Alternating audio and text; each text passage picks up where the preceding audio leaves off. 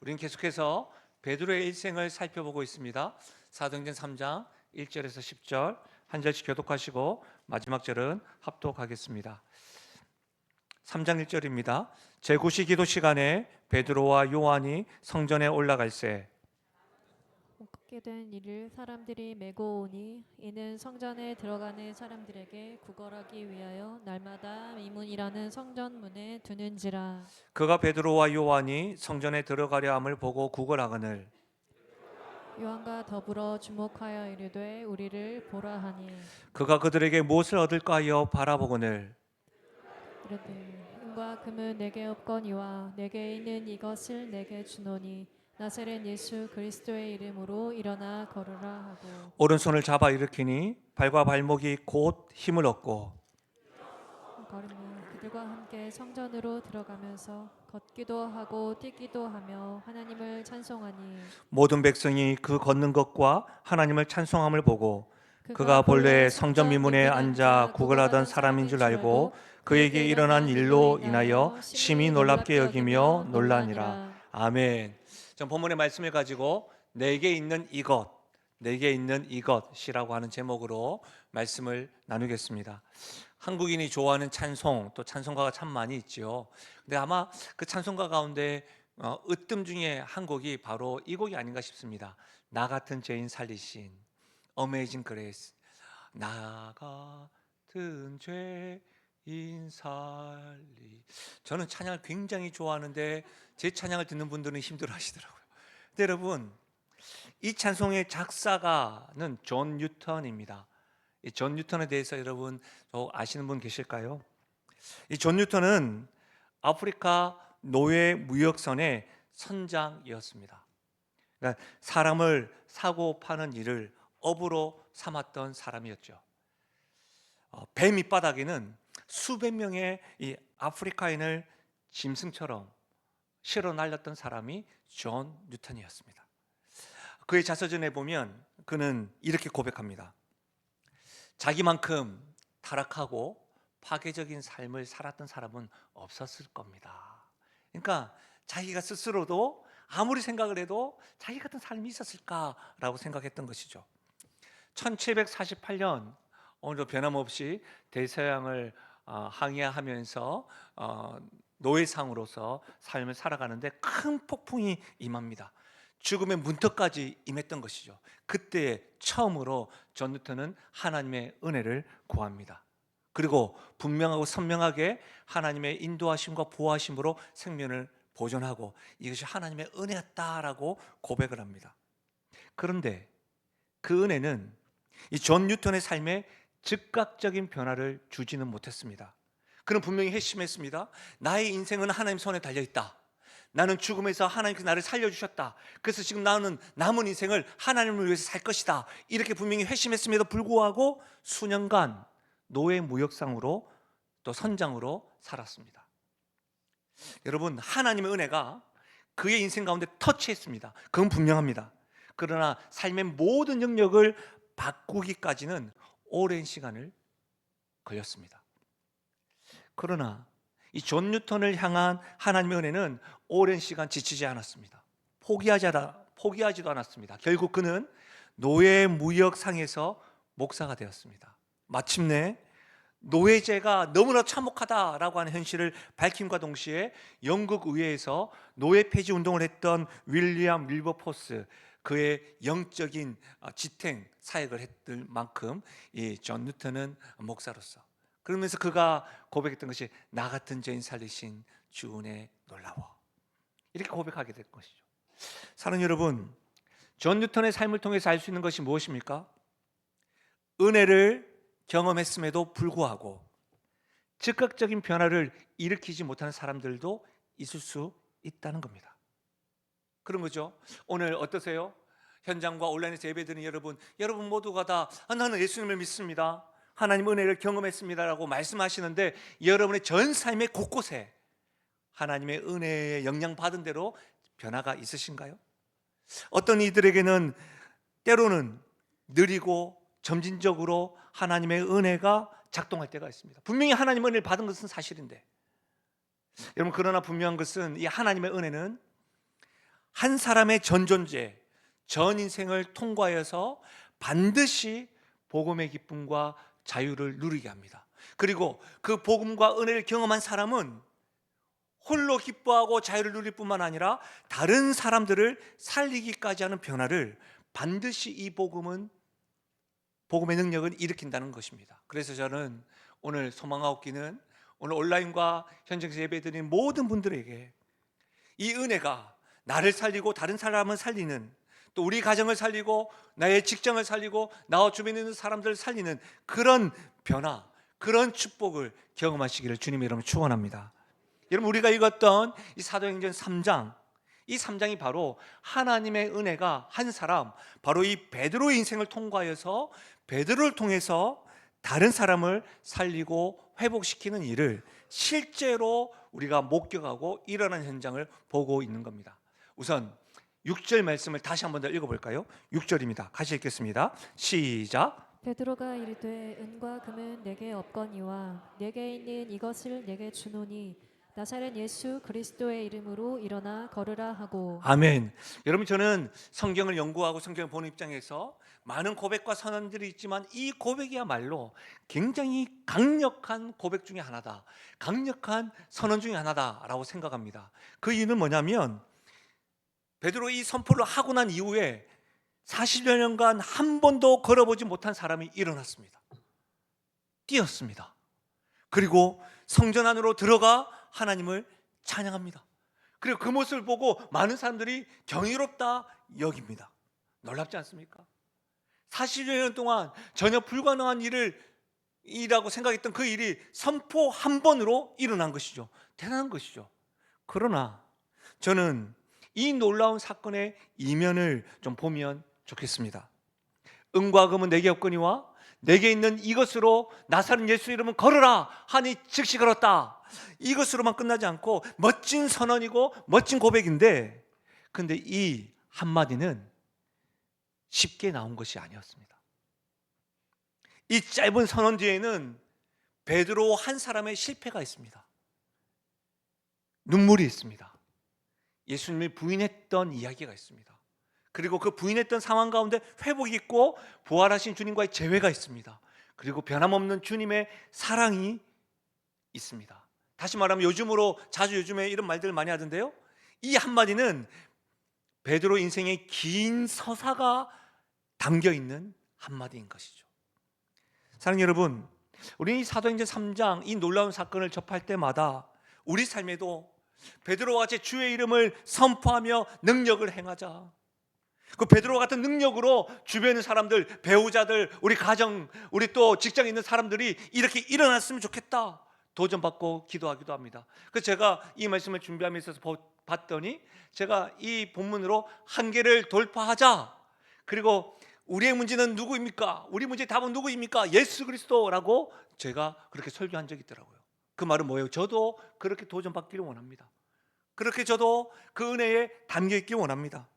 그런데 이 말씀에서 한 가지 놓치지 말아야 될 사실이 있습니다.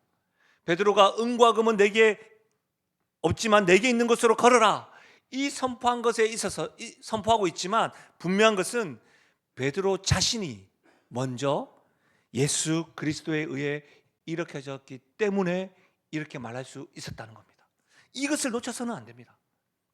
베드로 자신이 굉장히 놀라운 능력이 있고 성령 충만한 사도였기 때문에 가능했던 것이 아니라 베드로 자신이 먼저 일으킴을 받은 자였기 때문에 이 말을 할 수 있었다. 우리는 계속해서 베드로의 일생을 살펴보면서 하나님은 어떤 분이신가, 하나님 우리에게 어떤 말씀을 하시는가 살펴보았습니다. 오늘도 베드로의 삶을 살펴보면서 우리 각자에게 있는, 내게 있는 건 뭔가 좀 발견할 수 있으면 좋겠습니다. 혹 이것이 내게 없다면 오늘 예배를 통해서 하나님의 은혜로 그것을 받을 수 있는 은혜가 있었으면 좋겠습니다. 또 내게 있는 이것 있다고 한다면 다시 한 번 더 확인하십시오. 그래서 그 은혜에 흠뻑 젖으십시오. 그리고 곁에 있는 사람들을 일으킬 수 있는 놀라운 은혜가 있기를 주의 이름으로 부탁드립니다. 여러분, 저는 오늘 말씀을 좀 더 다른 시각, 영화를 보는 시각, 오늘 말씀 우리 모두가 다 오늘 미문이라는 것을 다 본다, 3자 입장에서 보는 입장에서 등장인물을 중심으로 살펴보면서 그들이 가지고 있는 것이 무엇이고 내가 가지고 있는 것은 무엇인지를 좀 살펴보면서 은혜를 발견했으면 좋겠습니다. 먼저 우리가 살펴볼 등장인물은 미문 앞 40년간 날마다 있는 사람입니다. 2절 말씀을 들어보십시오. 나면서 못 걷게 된 이를 사람들이 메고 오니 이는 성전에 들어가는 사람에게 구걸하여기 위하여 날마다 미문이라는 성전문에 두는지라. 여러분, 미문 앞 40년간 날마다 있는 사람, 이 사람에 대해서 제가 마킹을 해놨지만 나면서 못 걷게 된 사람, 선천적이라는 말입니다. 어떤 교통사고나 어떤 이벤트가 있어서 된 것이 아니라 선천적으로 태어나면서부터 장기적인 장애를 가진 사람이라는 거예요. 그리고 오늘 우리가 읽지 않았지만 사도행전 4장 22절에 보면 이 사람의 나이가 40여 세나 되었다. 그럼 뭐예요? 40년간 단 한 번도 걸어본 적 없는 사람이 이 사람입니다. 여러분, 이 상황을 한번 주목해 보십시오. 나면서 안진뱅이, 이 사람은 어떤 사람입니까? 날마다 다른 사람이 메어서 두어야지만 이동이 가능했던 사람입니다. 날마다입니다. 한두 번으로 끝나는 거 아닙니다. 한 달, 1년 아닙니다. 날마다. 그럼 좀 더 정확하게 하면 40년 동안 누군가가 들어서 메어야지만이 이동할 수 있는 사람. 끝없이 반복되는 이런 일상이었다는 겁니다. 여러분, 매일 아침 누군가가 이 사람을 들어서 성전 미문에 놓아야 됩니다. 그리고 매일 저녁 다시 와서 데려가야 됩니다. 그럼 생각해 보십시오. 데려다 놓고 데려다 가는 그 중간에 내가 만약 화장실이 급하다, 누군가가 매이지 않고 도와주지 않으면 그냥 그 자리에서. 이 상황을 여러분 보고 계십니까? 그러니 누군가가 메고 놓아놓고 데려갈 수밖에 없는 그런 상황에서 이 사람이 할 수 있는 일은 오직 구걸이었습니다.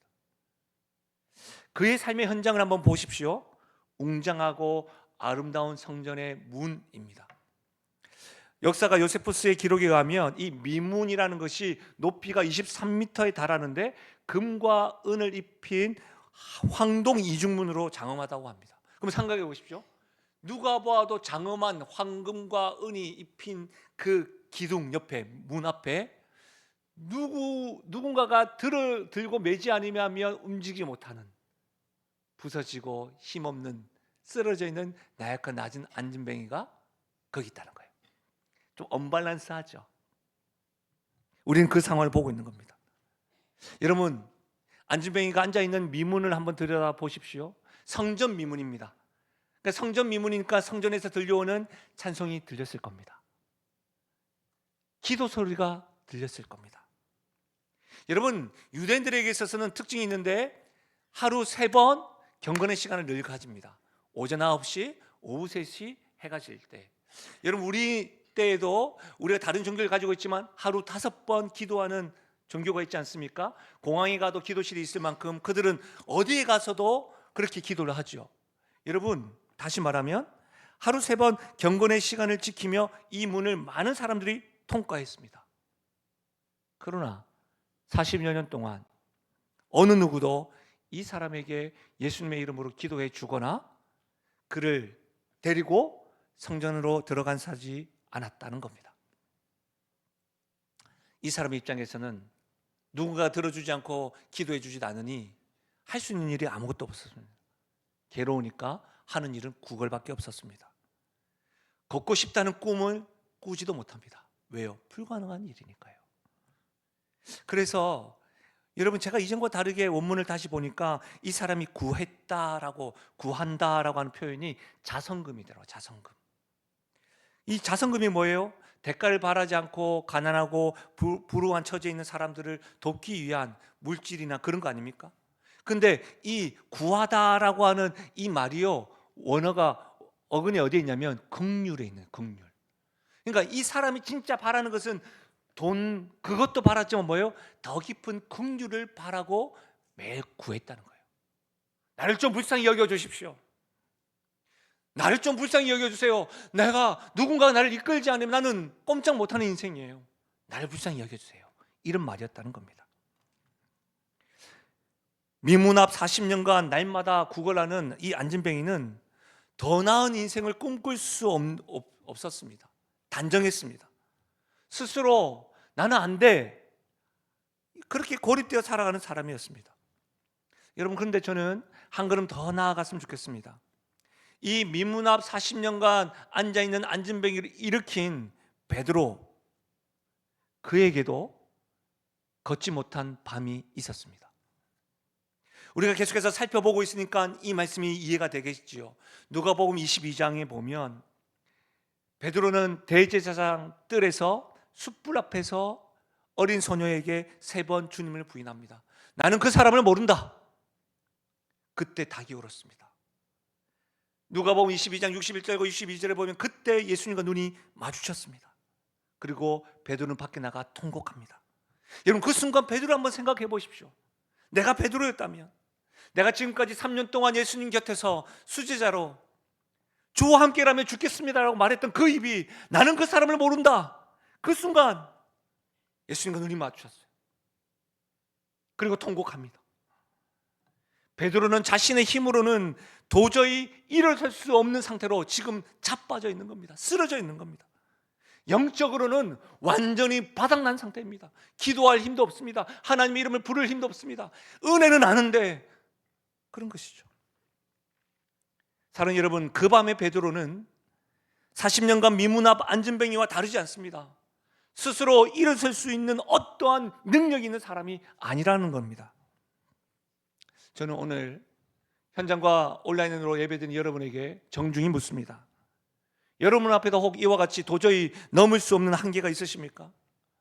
지금 우겨쌈을 당한 것 같은 환경이 있으시냐 이 말입니다. 답이 보이지 않는 건강상의 문제, 꼬여만 가는 관계의 문제, 아니면 과거의 그 실패가 여러분을 혹 짓누르고 있으신가요? 어쩌면 어떤 분들 가운데서는 이 안진뱅이처럼 자신이 처한 그 형편에 눌려서 스스로 환계에 짓눌려서 살고 있는 분들도 있을 수 있겠습니다. 웃고는 있습니다. 그러나 포기와 체념이 일상이 되어져서 하나님이 나를 일으킬 수 있다, 이런 생각을 전혀 못하는 것이죠. 이 상황에 누가 변하겠냐는 거지.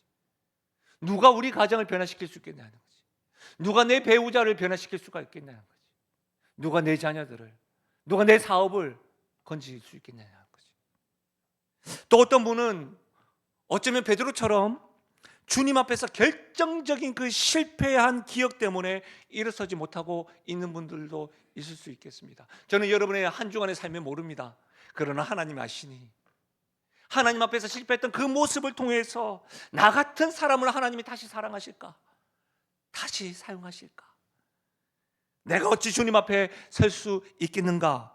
이런 질문들이 혹 여러분의 삶을 묻고 있는 것은 아닌지 묻고 싶습니다. 사랑하는 여러분, 그러나 오늘 말씀은 바로 그렇게 눈물 흘리고 스스로 일어설 수 없는 그 시간, 그 자리에서 시작된다는 겁니다. 여러분, 복음은 어떤 것인 줄 아세요?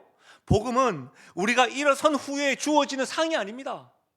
복음은 우리가 일어설 수 없는 그 자리에서 하나님께서 다가오시고 하나님께서 말씀해 주시고 하나님께서 우리를 위해서 행하신 일, 그런 은혜임을 믿으시길 바랍니다. 얼마나 놀라워요. 복음이라는 것은 건강하고 하나님 앞에서 바로 산 사람에게 들려지는 것이 아니라 무너지고 쓰러진 그 자리에서 하나님의 은혜로 임한다는 사실입니다. 오늘 말씀을 통해서 알 수 있는 두 번째 사실은 뭐냐 하면, 베드로를 일으킨 분은 예수 그리스도라는 겁니다. 베드로는 스스로 일어날 수 없는 사람이라고 말씀드렸습니다. 그럴 힘과 의지도 없었던 사람입니다. 그를 일으킨 분은 예수님이십니다. 근데 그가 뭐라고 이야기하냐면 오늘 7절 말씀입니다. 7절, 오른손을 잡아 일으키니 발과 발목이 곧 힘을 얻고. 누구를요? 안진뱅이를 오른손 잡아 일으켰습니다. 제가 이전과 달리 다시 한번 더 말씀을 보고 원어를 살펴보는데 제가 깜짝 놀랐습니다. 여기서 오른손을 잡아 일으키니 라고 하는 이 헬라어 원어가 사도행전에 굉장히 무게가 있는 단어이더라고요. 오늘 우리는 10절까지만 읽었지만 12절 이후부터는 사도 베드로가 이 사건을 빌미로 해서 설교하는 말씀이 기록되어져 있습니다. 3장 15절 말씀 한번 들어보십시오. 사도 베드로의 설교문입니다. 생명의 주를 죽였도다. 그러나 하나님이 죽은 자 가운데서 그를 살리셨으니 우리가 이 일의 증인이라. 여기서 살리셨으니가 일으키니와 같은 단어입니다. 같은 단어. 여러분, 이 단어가 사도행전 4장 10절에도 기록되어져 있고 13장 31절에도 기록되어져 있는데 예수님이 부활하실 때마다 이 동사가 등장했다는 겁니다. 왜 사도행전 저자인 누가는 이 단어를 사용했을까요? 반복해서 똑같은 단어로 우리에게 보여주고 싶은 것이 있다는 것이죠. 다시 말하면 베드로가 안진뱅이를 오른손으로 잡아 일으킨 이 행위는 단순한 친절한 사람이 도와주는 장면이 아니라는 겁니다. 무덤을 열고 죽은 자를 일으킨 하나님의 능력이 지금 이 사람의 발과 발목에 임하여서 곧 즉시 발목과 발이 힘을 얻었다, 이런 뜻이라는 거예요. 다시 말하면 베드로가 손을 잡고 일으켰다는 그걸 통해서 우와, 그렇구나, 베드로 능력 있는 사도구나, 베드로 대단한 사람이구나, 이게 아니라는 거예요. 예를 들어 보겠습니다. 여러분, 응급실에 한번 가보신 적, 가시면 안 되는데 혹 심장이 멈추어서 환자를 살리기 위해서 제세동기를 사용하는 장면을 아시지요? 혹 직접 경험하신 분도 있지만 우리는 또 간접 경험을 또 드라마를 통해서 이렇게 하지 않습니까? 그런 거 있잖아요. 100줄 치치 뻑. 병원에 근무하시는 분 굉장히 부끄러워하시는데 저도 부끄럽습니다. 200줄 치치치 뻑, 이런 거 하잖아요. 그리고 막 뻑 이거 하잖아요. 근데 갑자기 눈을 딱 떠, 살았다, 클리어, 뭐 이렇게 하잖아요. 저만 드라마를 보나요? 그래서 제가 뭘 말씀드리냐면 그때 환자의 몸을 관통하는 전류, 그건 의사의 에너지가 아닙니다. 기계를 통해서 흐르는 전기 에너지인 거죠. 의사는 그 순간 뭐예요? 도구일 뿐입니다. 환자를 살렸던 것은 그 에너지라는 거예요. 지금 베드로가 그 안진뱅이를 이렇게 쳤지만 그 손을 통해서 흐르는 것은 베드로의 것이다, 아니다? 베드로의 것이 아니라는 거예요. 부활의 능력, 무덤도 죽음도 먹지 못한 하나님의 능력이 베드로를 통해서 안진뱅이를 일으켰다는 것입니다. 할렐루야. 그러니 어떤 기적을 일으킬 때마다 어떤 사람에게 집중하는 것이 아니고 어떤 목사에게 집중하는 것이 아니라 뭐 어떤 용한 권사나 그런 게 아니라는 거예요. 사랑하는 여러분, 주목하여 보십시오. 부활의 주님이 지금 베드로를 일으켰고 그 일으켜진 베드로가 지금 같은 부활의 능력으로 한 사람을 일으키고 있다는 겁니다. 같은 동사입니다. 같은 능력입니다. 같은 근원, 하나님의 근원으로 이것을 일으켰다는 겁니다. 달라진 건 뭐예요? 하나뿐이에요. 장소가 달라진 거예요. 장소가 빈 무덤에서 디베랴 바닷가에서 어디로요? 성전 민문으로 옮겨진 거예요. 이건 뭘 말해요? 이게 복음의 능력이라는 거예요. 복음의 능력은 2000년 전에 무덤석에 갇힌 과거의 사건이 아닙니다. 부활의 능력은 지금도 살아있어서 일으켜진 사람들을, 저와 같은 성도들을 통하여, 일으켜진 사람들을 통하여 다른 사람을 일으킨다는 사실을, 지금도 일어난다는 사실을 믿으시길 바랍니다. 여러분, 이 은혜가 여러분의 가정에, 여러분의 자녀들에게, 여러분의 배우자들에게, 여러분의 부모님들에게, 여러분의 상황에 일어나길 주의 이름 축원합니다. 여러분, 그런데 좀 더 나아가서 베드로가 이 안진뱅이를 일으킬 수 있었던 이유를 좀 알려면 우리는 베드로의 일생을 살펴보고 있으니까 요한복음 21장으로 다시 돌아가야 합니다. 여러분, 베드로는요, 부인하고 난 이후에 통곡했지요. 근데 십자가에 죽으시고 난 다음에 제자들 다 도망갔잖아요. 그런 가운데 부활하신 예수님을 베드로는 봤어요. 경험했다고요. 세상이 줄 수 없는 평안을 너에게 주노라. 경험했다니까요. 그러고 난 다음에 어떻게 합니까? 자기가 누구에게도 말 못하는 자기의 부끄러움이 있으니까 고향으로 나아가겠다. 근데 그때 요한복음 21장에 베드로가 주님을 찾았습니까? 부활하신 주님이 먼저 찾아오셨습니까? 부활하신 주님이 찾아오셨어요. 3번 부인한 베드로에게 3번 물으시는 거예요. 너가 나를 사랑하느냐?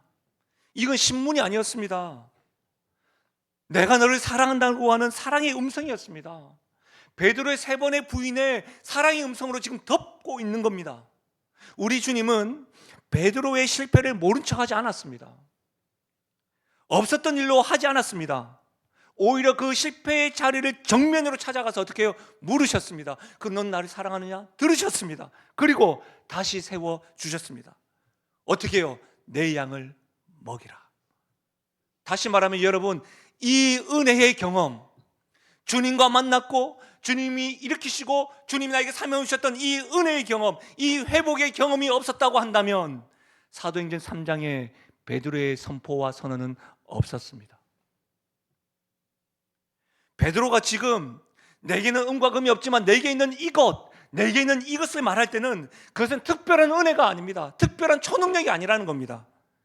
자신을 바닥에서 일으켜 세우신 분의 이름, 자신이 실패를 알면서도 사랑한다, 내가 사랑한다, 내가 너를 사랑한다 하시면서 사랑의 음성을 들려주셨던 분, 그리고 그런 나에게 내 양을 먹이라고 다시 보내주신 분의 이름, 그 이름이 가슴에 품고 있다는 것을 솔직하게 털어놓는 것이 내게 있는 이것, 이 뜻이라는 거예요. 저는 정중하게 여러분에게 묻겠습니다. 예배드리고 있는 여러분, 여러분에게는 베드로가 품고 있는 이 예수의 이름이 있으십니까? 본문에 등장하지 않지만 행간상에 등장하는 사람들이 있습니다. 바로 안전뱅이를 날마다 성전 미문에 메고 다닌 사람들입니다. 여러분 생각해 보십시오. 이들의 수고는 박수 받아야 마땅합니다. 어떤 일을 날마다 하는 일은 쉬운 일이 아닙니다. 매주마다 성가대 쓰는 것 쉬운 일이 아닙니다. 매주마다 방송실에서 아무도 인정하지 않는 저곳에서 섬기는 것 쉬운 일이 아닙니다. 매주마다 교회 주변에서 청소하고 살펴보시는 것 쉬운 일이 아닙니다. 매주마다 봉사하는 것 나무를 쉬운 일이 아닙니다. 심지어 그것도 아무도 알아주지 않는 일이라고 한다면 더욱더 그러합니다. 여러분 생각해 보십시오. 새벽부터 일어났을 겁니다. 만약 아침 9시에 수많은 사람들이 지나가니까 그들에게 구걸을 하기 위해서는 아침 일찍 데려다 놔야 했습니다. 그럼 마치고 하려고 하면 이 사람들은 저녁 시간을 잡을 수가 없을 겁니다. 저녁 시간 가지고도 잠깐 나 누구 데리고 와야 돼, 이렇게 해야만 했습니다.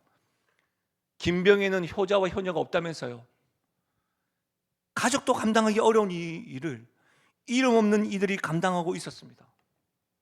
그러나 거기까지였습니다. 이들의 선행으로 안전뱅이의 삶은 변하지 않았습니다. 안전뱅이는 이들의 선행으로 인해서 밥은 먹을 수 있었습니다. 그러나 그의 한계는 여전했습니다.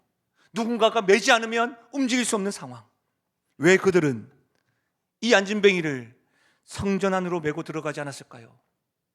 왜 그들은 예수의 이름으로 기도해 주지 않았을까요? 여러분, 저는 이 행간상에 있는 이 사람들을 생각하면서 어떤 사람이 오버랩됐냐면 마가복음 2장에 등장하는 네 사람이 오버랩되어졌습니다. 그들도 중풍병자를 메었습니다. 지붕을 뜯는 수고도 했습니다. 그런데 결정적인 차이가 있습니다. 한번 보십시오. 마가복음 2장 3절입니다. 같이 읽을까요? 시작. 사람들이 한 중풍병자를 네 사람에게 메워가지고 예수께로 올세. 여러분, 무엇이 다른가요? 예수께로 올세. 무명의 네 사람에게는 예수께로 올세, 이것이 있었습니다. 그리고 마가복음 2장 5절에는 이런 말씀입니다. 예수님께서 저들의 믿음을 보시고 치유하고 중풍병자 일으키십니다. 사랑하는 여러분, 선행은 아름답습니다. 그러나 선행만으로는 사람을 근본적으로 일으키지 못합니다. 교회는 사랑도 하고 수고도 하고 구제도 해야 합니다. 상담도 하고 복지도 해야 됩니다. 많은 정보를 제공해야 됩니다. 그러나 그것에만 머물면 그것은 좋은 일일 수는 있지만 궁극적인 것은 되지 못합니다. 사랑의 수고에 그리스도의 이름이 있을 때 그때 사람이 일어납니다. 혹 이 자리에 지금 누군가를 섬기면서 지쳐있는 분이 있으십니까?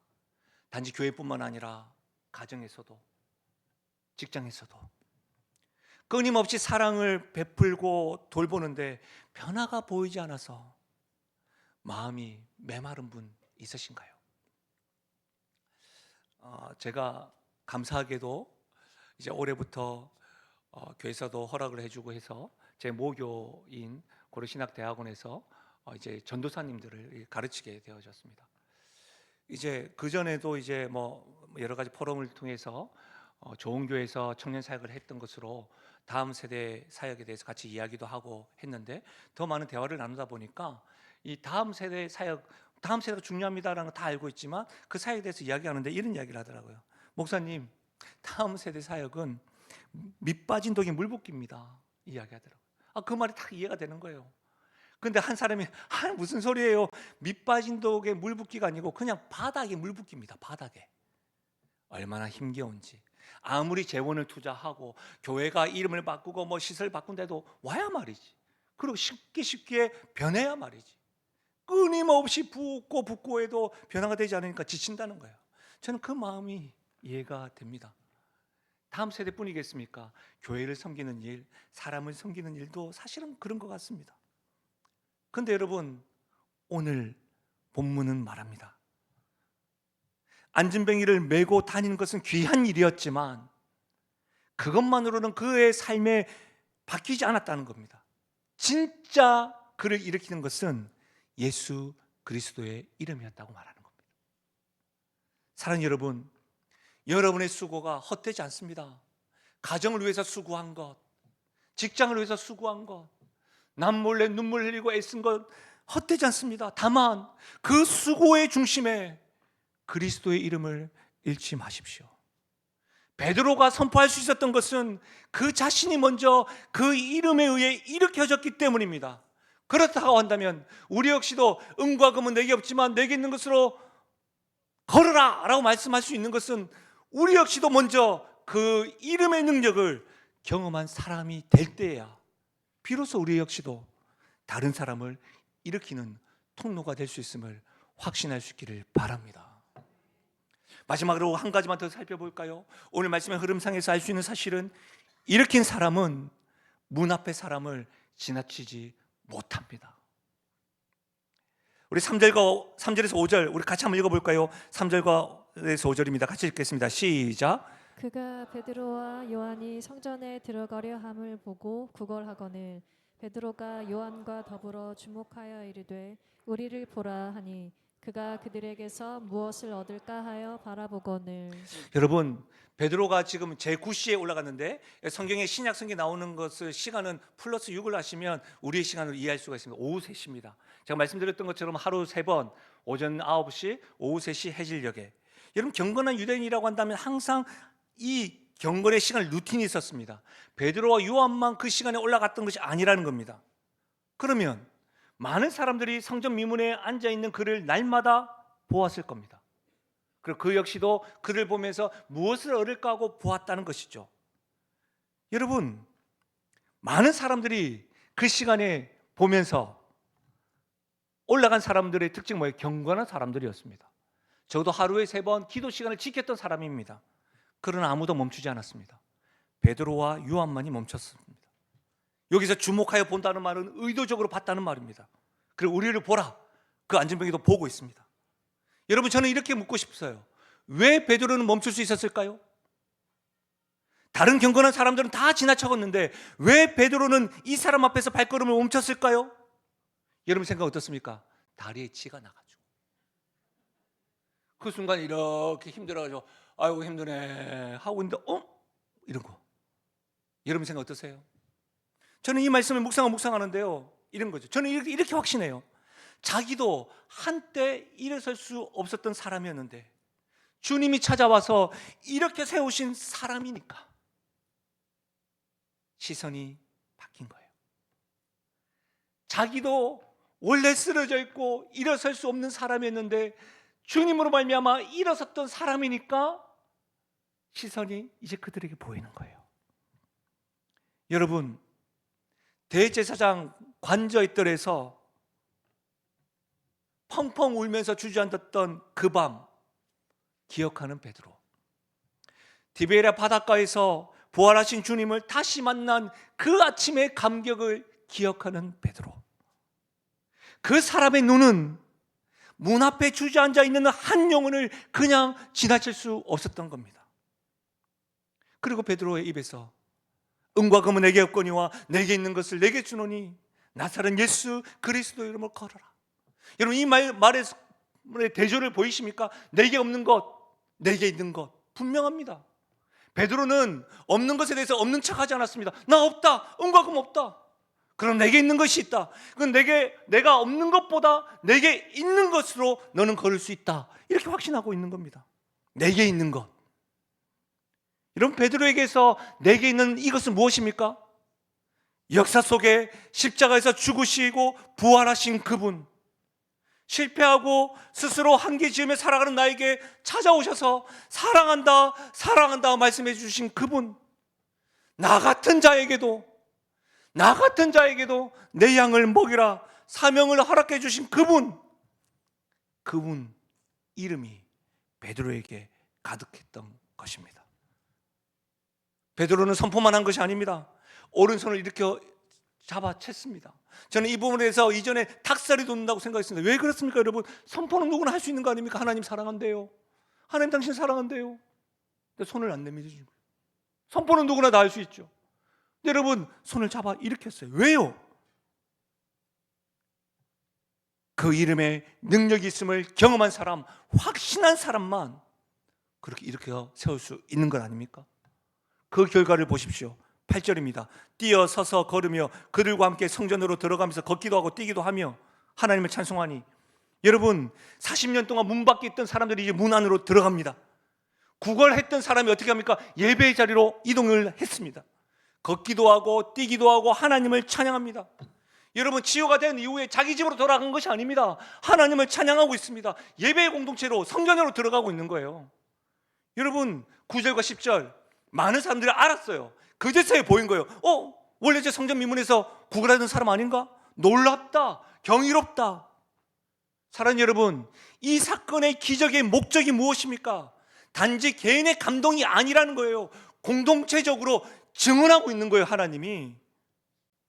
그리고 이 사건 이후에 11절부터 베드로는 설교를 하고 있어요. 이 사건을 가지고. 그러면 보십시오. 기적의 목적은 무엇입니까? 여러분 가정에 참으로 하나님의 역사가 필요하신 기도의 제목이 있으십니까?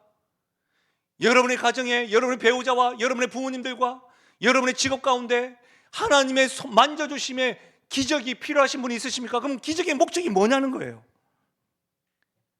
일으킨 베드로를 숭배하는 겁니까? 아닙니다. 베드로를 스타로 만드는 것입니까? 아닙니다. 하나님을 찬양하게 하고 복음이 선포되는 장으로 만드는 겁니다. 여러분 삶 가운데 참으로 기적이 필요하다고 한다면 그 기적이 이루어지는 것이 단지 개인적인 성장, 치유, 회복 정도가 아니라 뭐예요? 하나님을 찬양하게 하고 그 일들로, 개인의 일들로, 가정의 일들로, 직장의 일들로 하나님의 복음이 선포되는 통로가 되는 줄로 믿으시길 바랍니다.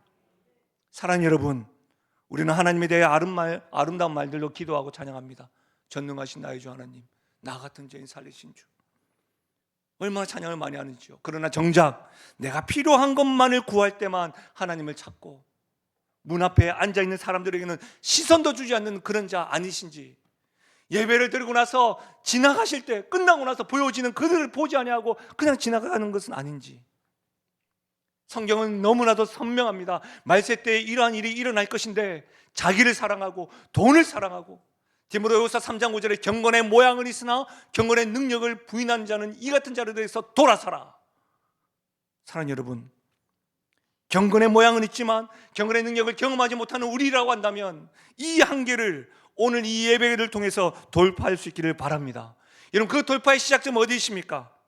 내가 먼저 예수 그리스도의 이름으로 일으켜진 그 경험에서 시작되는 겁니다.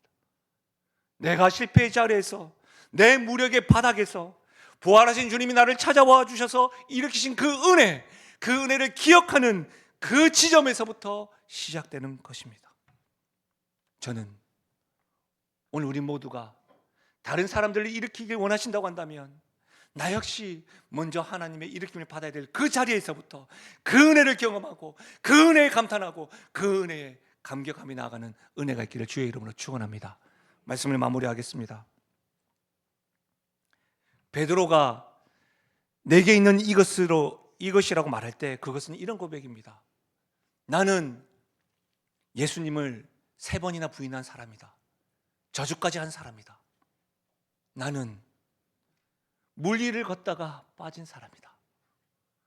나는 내 주 예수님이 십자가를 지시기 전에 땀방울이 핏방울이 되도록 기도할 때 나는 자빠져 잤던 사람이다. 그런 나를 부활하신 주님이 찾아오셔서 나를 다시 일으키셨다. 너가 나를 사랑하느냐 물으시면서 내가 사랑한다. 내가 너를 참으로 사랑한다. 내가 참으로 사랑한다. 말씀해 주셨다. 나는 안다. 예수 이름의 능력이 있다는 것은 내가 증인이다. 이것이 내게 있는 이것입니다. 오늘 이 자리에 계신 여러분에게 묻습니다. 여러분에게 있는 이것은 무엇입니까? 학벌이십니까? 재력이십니까? 인맥이십니까? 그건 은과 금입니다. 있으면 좋습니다. 그러나 사람을 근본적으로 바꿀 수는 없습니다. 저와 여러분이 가지고 있는 근본적인 본질적인 것은 나의 인생의 바닥에서 나를 일으키신 그 예수의 이름, 그 예수님과의 만남의 경험, 그 은혜, 이것이 내게 있는 이것이 될 수 있기를 바랍니다. 그리고 그것을 경험한 사람은 문 앞에 있는 쓰러진 사람을 지나치지 못합니다. 시선이 멈춥니다. 나를 일으키신 그 이름을 선포합니다. 그리고 오른손을 잡아 이끌 것입니다. 여러분의 가정에서, 여러분이 속한 공동체에서, 직장에서 여러분이 손 내밀어야 될 사람은 누구이십니까? 기억하십시오. 복음을 전하는 사람은 완벽한 사람이 아닙니다. 자신의 바닥에서 주님의 이름으로 일으켜진 사람이 복음을 전하는 사람이지 완벽한 사람이 아닙니다. 성경에 기록된 이 사건은 옛날 이야기가 아니라 지금도 나를 일으키고 다른 사람을 일으키는 그런 역사적인 사건입니다. 내게 있는 이것, 이 고백이 우리 성도들에게 충만하기를, 우리 교회에게 충만하기를 주님의 이름으로 축원합니다. 이 고백을 잘 담은 찬양이 있습니다. 우리 이 찬양으로 주님 앞에 내게 있는 것은 주님이십니다라고 고백하며 나가십시다. 예수는 내 힘이요, 예수는 내 힘이요, 나의 기쁨, 내 참소망, 그 이름의 생명이 내 삶의 이유. 우리 다시 한 번 더 고백하며 나가실까? 예수는 나의 힘이요, 예수는 내 힘이요, 나의 기쁨, 내 참 소망, 그 이름의 생명이 내 삶의 이유라. 오직 주만 따라갑니다. 오직 주만 따라갑니다. 오직 주만 높임 받으소서. 내 평생에 그 이름을, 그의 선하심을 세상에 노래합니다. 그 이름의 크신 능력, 크신 능력, 영원한 생명이 내 삶에. 우리 주님과 독대한다는 마음으로 다 함께 일어나셔서 다시 한 번 더 찬양할까요? 예수는 내 힘이요, 나의 기쁨, 내 참 소망, 그 이름의 생명. 이렇게 고백하십시다. 내 삶의 이유라. 오직 주만 따라갑니다. 오직 주만 따라갑니다. 오직 주만 높이 받으소서. 사랑하는 여러분, 내 평생에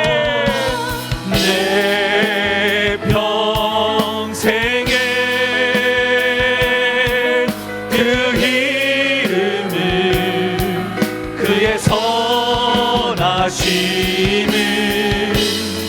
세상에 노래합니다. 그 이름에 그 신능력 영원한 생명이 내 삶의 이유라. 제가 말씀을 준비하면서 존 뉴턴을 묵상을 하고 베드로를 묵상하는데, 저 역시도 내게 있는 것으로 나서는 예수 이름으로 일어나 걸어라 선포는 많이 하는데 내게 없는 것에 집중을 하고 있더라고요.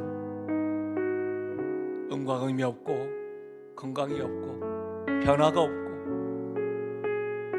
내가 가지고 싶어하는 것들이 지금 없어서 내게 있는 이것, 진짜 귀한 이것을 제가 누리지 못하고 알지 못하고 있더라고요. 복음을 분명히 알고 있습니다. 존 뉴턴과 같이, 베드로와 같이, 저와 같이 혹 은혜는 알고 있습니다. 그러나 즉각적인 변화가 없어서 답답해하시는 분이 있으십니까? 하나님의 은혜는 여러분에게 지치지 않습니다. 하나님의 은혜는 여러분을 포기하지 않습니다. 내게 있는 이것이 무엇인지 여러분 발견하셔서 평생에 주님 오시는 날까지 내 삶의 이유 되신 주님을 고백하며 나아가십시다. 우리 이렇게 한번 고백하십실까요? 오직 주만 따라갑니다. 오직 주만 높이 받은. 우리 이 시간에 전심을 다하여 내 영이 주를 찬양합니다. 내 평생에 그 이름을 그의 선하심을 세상에 노래하미. 그 이름의 능력을, 그 이름에 그 신능력 영원한 생명이 내 삶의 이유라. 오늘은 제가 기도하겠습니다. 하나님 아버지, 말씀을 전하는 자도 비교되지 않을 만큼 존 뉴턴과 같이, 베드로와 같이 하나님의 은혜를 알면서도 저희 삶의 구석구석 그 은혜의 영향을 받지 못한 채로 과거의 모습으로, 옛 습관으로 하나님이 아닌 세상을 향하여 달려가고, 하나님은 나의 이 상황을 일으킬 수 없는 상황이다라고 체념하며 나아갔던 일상이었음을 고백합니다. 그럼에도 불구하고 복음이 내가 일었을 때 주는 상이 아니라 내가 넘어지고 쓰러질 때 부어주신 하나님의 일하심이라는 사실을 오늘 말씀을 통해서 깨닫습니다.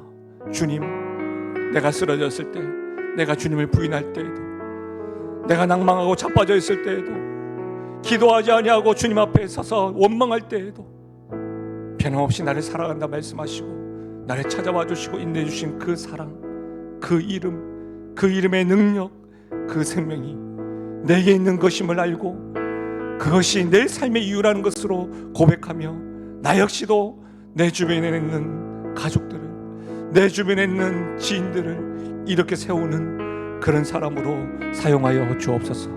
그 은혜가 넘치는 교회 되게 하여 주옵소서. 감사드리며 예수님의 이름으로 기도하옵나이다. 아멘. 우리 다 함께 주 앞에 결단하며 나아가겠습니다.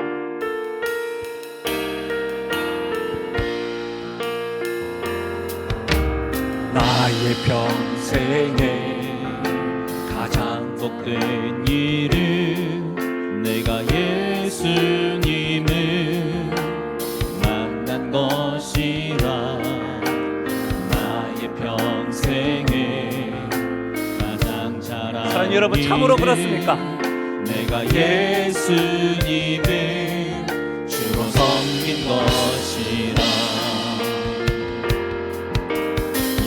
세상 살 동안 내가 걷는 길이 때론 험하여서 넘어질 때도 주의 강한 손이 나를 붙드시니 나는 예수님만 주로 섬기며 살리.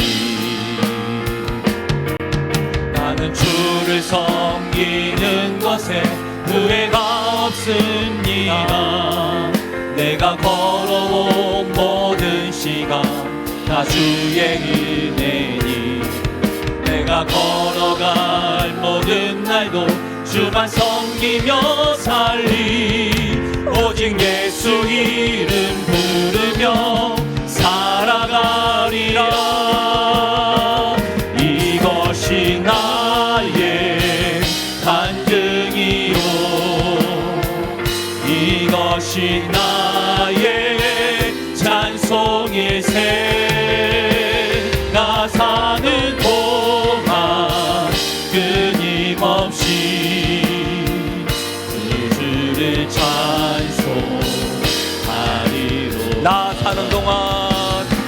사는 동안 끊임없이 그 주를 찬송하리로다.